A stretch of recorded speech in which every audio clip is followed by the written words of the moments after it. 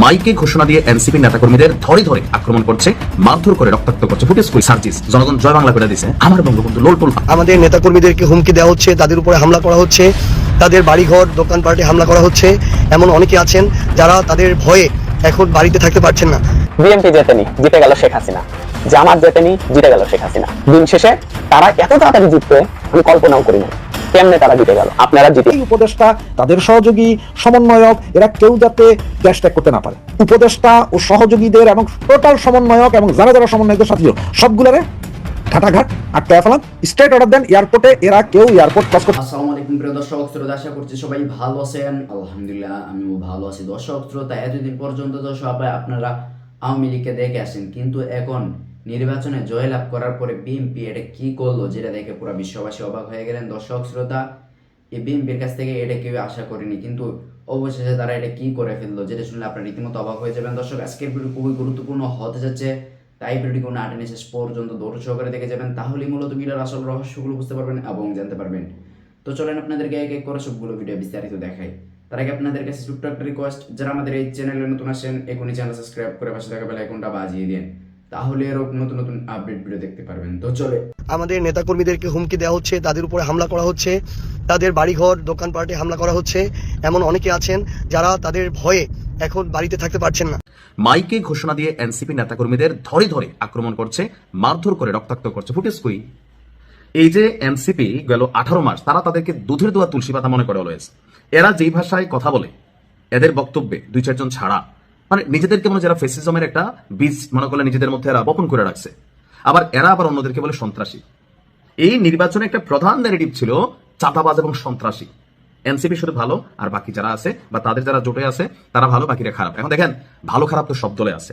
এখন তিনি এই যে বক্তব্য করছেন যে মারতেছে, তো গেল 18 মাস ধরে এনসিপির নেতাকর্মীরা বিভিন্ন জায়গায় বিএনপিকে যেভাবে বক্তব্য দিয়া আঘাত করছে, তারেক রহমান নিয়ে যে অধ্যত্বপূর্ণ বক্তব্য দিছে বিভিন্নভাবে, তখন কিন্তু মাথায় রাখা দরকার ছিল। তবে আমার মনে হয় এনসিপি একটা প্রেডিকশন করছে, যেমনি হোক এরা মনে হয় ক্ষমতায় চলে যাবে। কারণ ইউনুস বলছিল যে আমরা চাই তুমি ওই সংসদে যাও, আমার দিকে নেট তো সংসদে যাবে, এরা মনে করছে এরকম। এখন যেসব এলাকা আপনি বেশি গুতাই রাখছেন, গুতার তো রিয়েকশন হবে। নিউটনের তৃতীয় সূত্র কি?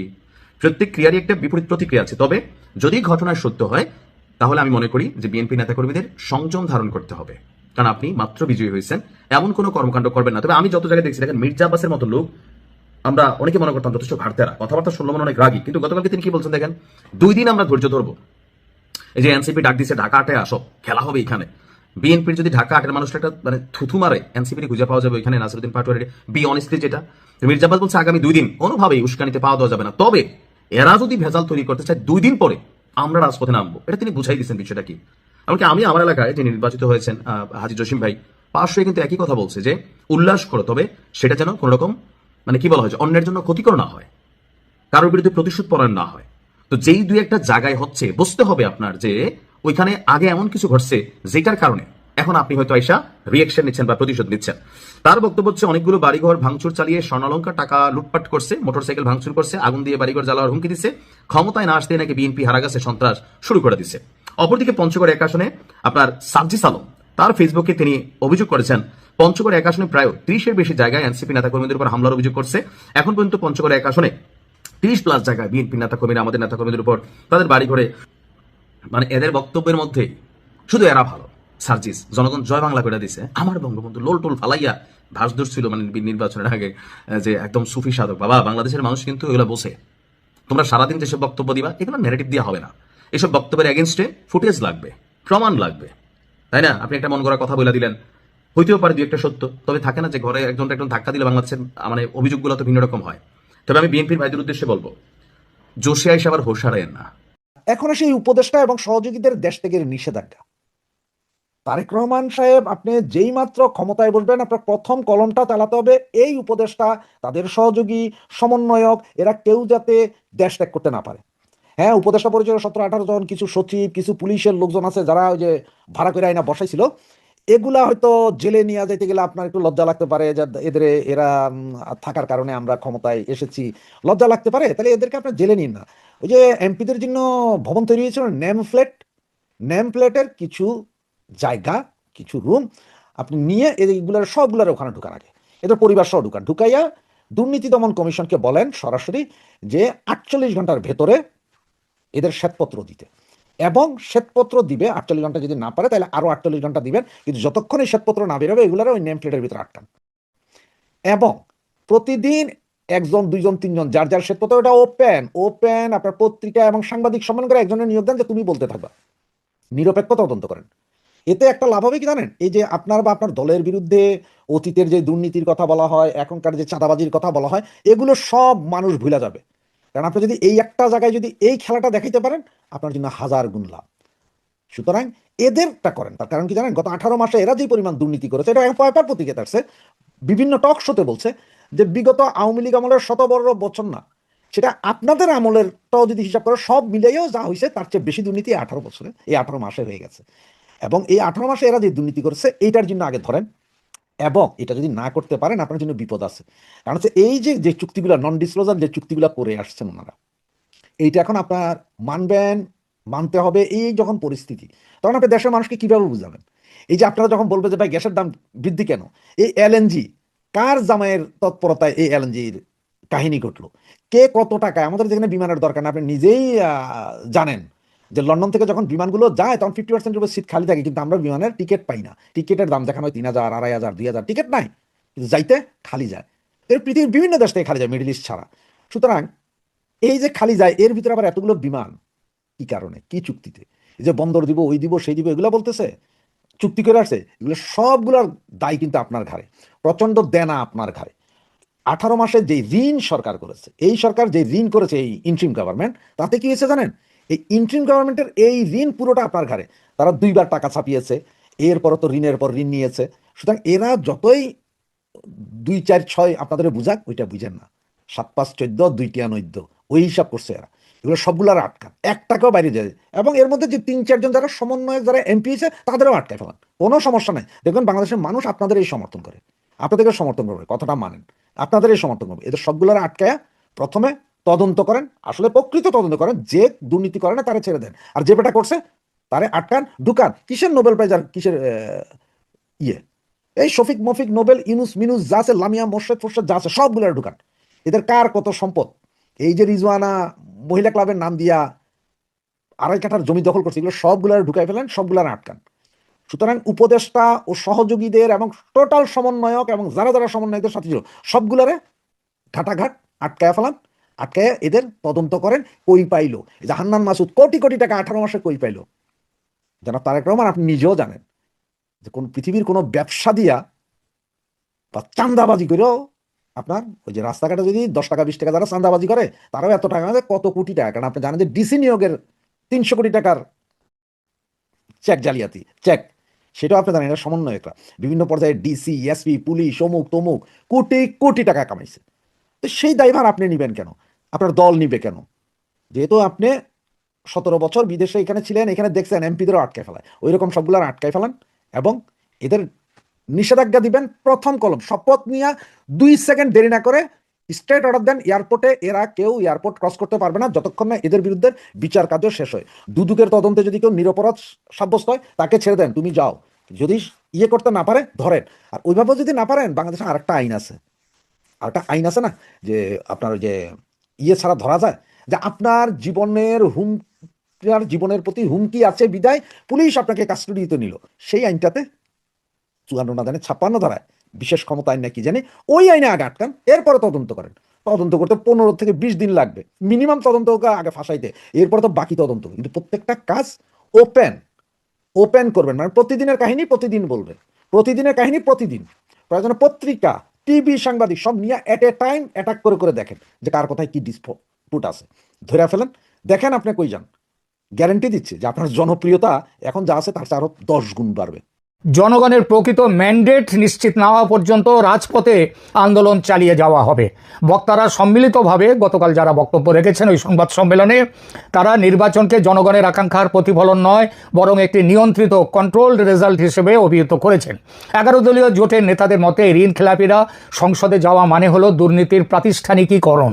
তাদের দাবি, যদি এই ফলাফলগুলো বহাল থাকে তবে তা রাজপথের আন্দোলনের মাধ্যমে প্রতিহত করা হবে। কারণ এই বিজয় জনগণের স্বতঃস্ফূর্ত বিজয় নয়, বরং লোন ডিফল্টারদের পুনর্বাসন দেওয়ার একটি প্রক্রিয়া। কি অবস্থা দেখুন, তারপরে এরা বলছে ব্যালট পেপার এবং গণনা লব্ধ যে তথ্যের মধ্যে নাকি বিশাল অসঙ্গতি ধরা পড়েছে, যেখানে কয়েক হাজার ভোটে জামাত জোটের প্রার্থীরা এগিয়ে থাকলেও শেষ মুহূর্তে অদ্ভুতভাবে তাদের হারিয়ে দেওয়া হয়েছে। প্রশাসনের একটি অংশ নিরপেক্ষ থাকার কথা থাকলেও তারা বিশেষ মহলের স্বার্থ রক্ষায় কাজ করেছে 11 দলের পক্ষ থেকে। তাই তিনি স্পষ্ট ভাষায় জানিয়ে দিয়েছেন, জনগণের আমানত নিয়ে এই ছিনিমিনি বরদাস্ত করা হবে না। এই নির্বাচন কেবল একটি আনুষ্ঠানিকতা ছিল, এটি কোনো অর্থবহ গণতান্ত্রিক প্রক্রিয়া ছিল না। তাই এই বিতর্কিত ফলাফল তারা প্রত্যাখ্যান, শুধু যেমন তেমন প্রত্যাখ্যান নয়, ঘৃণা ভরে প্রত্যাখ্যান করছেন। মানে এই নির্বাচনের ফলাফল তারা মানছেন না। তাহলে কি জামাতের যারা জিতেছেন, এনসিপির যারা জিতেছেন, তারা কি সংসদে শপথ নেবেন না? সেটা নিয়ে কিন্তু কিছু বলেননি। যাই হোক, এই প্রত্যাখ্যান করার পর কি করবেন তারা, সেটাও জামাত আমির বলে দিয়েছেন। তিনি আন্দোলনের ডাক দিয়েছেন ও বলেছেন রাজপথের প্রস্তুতি নিতে। বলেছেন গণতন্ত্র আজ আবার বন্দী হয়ে গেছে। যখন ব্যালটের মাধ্যমে জনগণের ইচ্ছার প্রতিফলন ঘটে না, তখন রাজপথ ছাড়া আর কোনো বিকল্প পথ খোলা থাকে না। তাই বলেছেন আজ, খেয়াল করবেন কথাটা কি বলেছেন, আজ এই সংবাদ সম্মেলন থেকে স্পষ্ট ঘোষণা করছি, তার কথাই বলছি। তিনি বলেছেন স্পষ্ট ঘোষণা করছি, আমরা এই অবিচারের বিরুদ্ধে চুপ করে ঘরে বসে থাকব না। আমরা রাজপথে আন্দোলনের ঘোষণা দিচ্ছি। আমাদের এই আন্দোলন হবে শান্তিপূর্ণ কিন্তু কঠোর। এই লড়াই কেবল 11 দলের লড়াই নয়, এই লড়াই এদেশের 18 কোটি মানুষের ভোটাধিকার রক্ষার লড়াই। আমরা খুব শীঘ্রই সারা দেশে বিক্ষোভ সমাবেশ, মানববন্ধন এবং প্রয়োজনে আরও কঠোর কর্মসূচি ঘোষণা করব। আমাদের দাবি পরিষ্কার, অবিলম্বে এই বিতর্কিত ফলাফল বাতিল করে পুনর্নির্বাচনের ব্যবস্থা করতে হবে এবং প্রশাসনের যারা এই জালিয়াতির সাথে জড়িত ছিল তাদের বিচার করতে হবে। এরপর নেতাকর্মী ও জনগণের প্রতি আহ্বান জানিয়ে তিনি বলেছেন, আপনারা প্রস্তুত হন, ভয় পাওয়ার কিছু নেই। সত্য সবসময় জয়ী হয়। সত্যের কথা বলছে জামাত, আর সত্যের কথা বলছে এনসিপির নেতা নাহিদ ইসলামও ওখানে বক্তব্য রেখেছেন। আমির বলেছেন, শফিকুর রহমান, যারা ভাবছেন জনগণের অধিকার কেড়ে নিয়ে ক্ষমতা ভোগ করবেন, তারা বোকার স্বর্গে বাস করছেন। বাংলার মাটি বারবার প্রমাণ করেছে রাজপথের আন্দোলনের কাছে কোনো ষড়যন্ত্রই টেকেনি। জনসাধারণের উদ্দেশ্যে তাই তিনি বলতে চাই, আপনার ভোটটি আপনার পবিত্র আমানত। সেই আমানত যারা চুরি করেছে তাদের সামাজিক ও রাজনৈতিকভাবে বয়কট করুন। আমাদের প্রতিটি কর্মসূচিতে অংশ নিয়ে এই অন্যায়ের বিরুদ্ধে আপনার প্রতিবাদ জানান। আমরা আপনাদের সাথে আছি, রাজপথে থাকব। অর্থাৎ বোঝাই যাচ্ছে জামাত ও ছাত্র জনতার দল এনসিপি মাঠে নামবে। সেই 24-এর কায়দায় নামার প্ল্যান কি? কিন্তু প্ল্যান থাকলেই কি 24 ফিরিয়ে আনা যাবে? এক কথায় এই প্রশ্নের উত্তর অসম্ভব। অসম্ভব। 24 আর 26 এক নয়। কেন এক নয় তার ব্যাখ্যা দেওয়া নিষ্প্রয়োজন, সবাই জানেন ও বোঝেন। সেদিন সেনাবাহিনী পাশে ছিল বলে অভ্যুত্থান সফল হয়েছিল। আজ সেনাবাহিনীর সমর্থন আর পাবেন না। বিদেশি ষড়যন্ত্র ছিল সেদিন। বিদেশি ষড়যন্ত্র অভ্যুত্থানের ইঞ্জিনে তেল জুগিয়েছিল বলে ষড়যন্ত্রকারীরা সফল হয়েছিল। জনগণকে ভুল বুঝিয়ে রাস্তায় টেনে আনা সম্ভব হয়েছিল। কিন্তু ন্যাড়া বারবার বেলতলায় যায় না। একবার গিয়েছিল, আর সেই একবার মাথায় বেল পড়ার পর যেভাবে ফেটেছিল মাথা, সেই ঘা এখনো শুকোয়নি। কবে শুকোবে সেটা জানে না। সেই ঘা নিয়ে আবার বেলতলায় যাবে ন্যাড়া, আবার রাজপথে। তেমন যদি ভেবে থাকে কেউ, তাহলে বলতেই হবে জামাত মূর্খের স্বর্গে বসে আছে। কিন্তু জামাত আর যাই হোক, মূর্খ তো কখনোই নয়। তাহলে এইসব গরম গরম কথা কেন বলছে? এর কয়েকটা কারণ তো আছে। এক হচ্ছে স্বপ্নভঙ্গের তীব্র বেদনা। যেভাবে জাল গুটিয়ে এনেছিল জামাত, যেভাবে ইলেকশন ইঞ্জিনিয়ারিংয়ের সব ব্যবস্থা পাকা করে ফেলেছিল, আপনারা সবাই তো দেখেছেন, শুনেছেন গত কয়েকদিন ধরে জামাত কি করছে দেশে। যেভাবে তাদের নিয়ন্ত্রণাধীন প্রশাসনকে দিয়ে জাল ব্যালট পেপার ছাপিয়েছে, আরবের তেলের টাকার বন্যা বইয়ে দিয়েছে শহর থেকে গ্রামে, যেভাবে ভোটার লিস্টে কারচুপি করেছে, যেভাবে প্রিজাইডিং অফিসার ও পোলিং অফিসারদের জালিয়াতির জন্য মোবিলাইজ করেছে, তারপর এই পরাজয় মানতে পারছে না তারা। জামাত এতটাই নিশ্চিত ছিল ক্ষমতা দখলের ব্যাপারে যে নাহিদ ইসলামকে মন্ত্রী করার কথা পর্যন্ত প্রকাশ্যে ঘোষণা করে দিয়েছিলেন ডাক্তার শফিকুর রহমান। এটা আপনাদের নিশ্চয়ই মনে আছে। দ্বিতীয়ত, আগামী দিনে আওয়ামী লীগ ফিরছেই দেশে, সেদিনের খুব দেরি নেই। তারেক রহমান স্পষ্ট বলেছেন সে কথা। তিনি বলেছেন, কোনো দলকে আমি নিষিদ্ধ করে রাখা পদ্ধতিতে বিশ্বাসী নই, এবং আওয়ামী লীগ ফিরলে জামাত আরও পেছনে চলে যাবে। গত 18 মাস দেশ জুড়ে যে অত্যাচার অনাচার হয়েছে, যেভাবে প্রশাসনকে বগল দাবা করে জামাত রাজত্ব চালিয়েছে, অনির্বাচিত হয়ে অবৈধ হয়ে সেখান থেকে পতন হলে তার অভিঘাত কি হবে সেটা ভেবে এখন অস্থির জামাত। তাই ভুল বকতে বাধ্য হচ্ছে সমর্থকদের চাঙ্গা রাখার উদ্দেশ্যে। জামাতের সবচেয়ে বড় ভয় গণভোটের ভবিষ্যৎ নিয়ে। গত রাতের সংবাদ বৈঠকে সেই ভয়ের কথা বলেও ফেলেছেন ডক্টর শফিকুর রহমান। সরকার যদি জুলাই সনদ আগামী 180 কার্যদিবসের, মানে মোটামুটি 9 মাসের মধ্যে, কারণ ওটা 270 দিনে হয় 180 কার্যদিবস, সুতরাং এই 270 দিনের মধ্যে যদি কার্যকর না করে। প্রিয় দর্শক শ্রোতা, আপনাদের ভিডিও দেখতে দেখতে ভিডিও শেষ পর্যন্ত চলে আসেন। অবশ্যই আপনাদের মতামত কমেন্ট বক্সে জানাতে ভুলবেন না। আর নতুন নতুন আপডেট ভিডিও পেতে অবশ্যই আমাদের চ্যানেল এখন সাবস্ক্রাইব করে দিন। তো আপনাদের সাথে আবার দেখা হচ্ছে পরবর্তী এক ভিডিওতে।